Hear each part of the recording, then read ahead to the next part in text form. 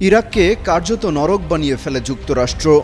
সেই যুক্তরাষ্ট্রকে যখন নাকানি চুবানি খাইতে দেখে, তখন এভাবে বুনো উল্লাস করা ছাড়া আর উপায় কি ইরাকিদের? কাতারে যখন মার্কিন ঘাঁটিতে সফল হামলা চালায় ইরান, ঠিক তখন রাস্তায় বেরিয়ে উল্লাস করতে থাকে ইরাকের হাজার হাজার মানুষ। ইরানের পতাকা হাতে গাড়ি নিয়ে রাস্তায় রাস্তায় শোডাউন করতে থাকেন তারা। শুধু ইরাকিরাই নয়, 12 দিনের এই যুদ্ধে নিজেদের বিজয়ী ঘোষণা করেছে ইরানের মানুষ। তারাও রাস্তায় রাস্তায় উল্লাস শুরু করে। রাতেই তারা মিছিল বের করে, গাড়ি নিয়ে রাস্তায় শোডাউন করার সেই ভিডিও সামাজিক যোগাযোগ মাধ্যমে ছড়িয়ে পড়েছে।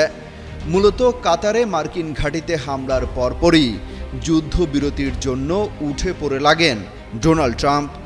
অবশ্য কার্যকর হয়েছে যুদ্ধবিরতি, তবে যে কোনো সময় ইসরায়েল এই যুদ্ধবিরতি লঙ্ঘন করতে পারে বলেও শঙ্কা রয়েছে সমরবিদদের।